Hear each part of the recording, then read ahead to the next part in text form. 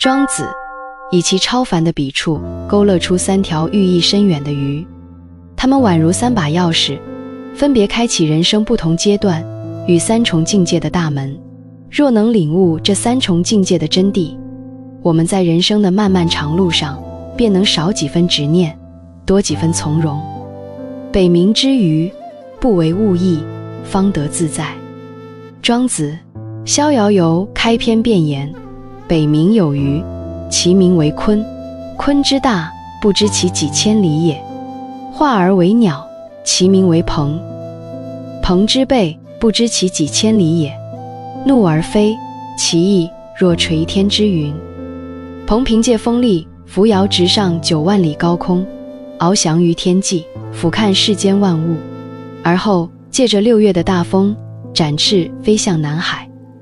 然而，如此看似逍遙自在的鯤鵬，在莊子眼中卻並非真正的自由，因為它必須借助外物才能翱翔，一旦風停，便只能無奈降落。莊子借此點明，人若淪為物質的俘虜，必將喪失純粹的自我。故而莊子講物物而不物於物，這句話雖讀起來稍顯拗口，但其意深刻，即人應駕馭外物，而非被外物掌控。這便是人生的第1重境界，不被物質拖累，內心不異於物，方能收穫自在灑脫。濠梁之魚，超脫人言，不為他困。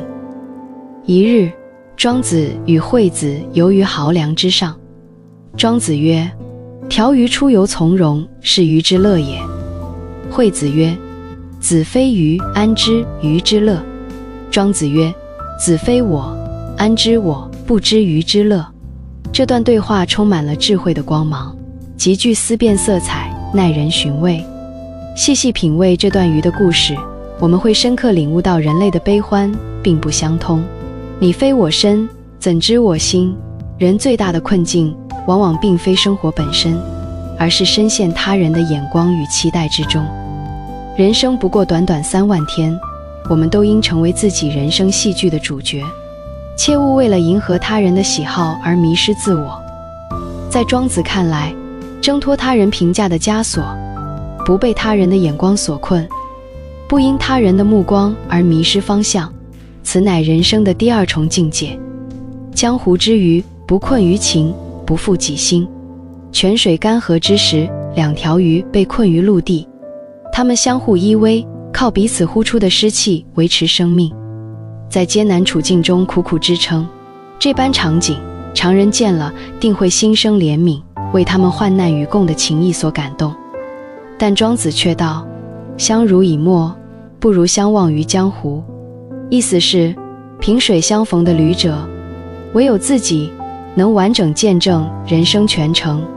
最深沉的慈悲，是給予彼此放手的自由，不被情感所困，不執着於同伴。願你我在江湖中各自安好，實現圓滿。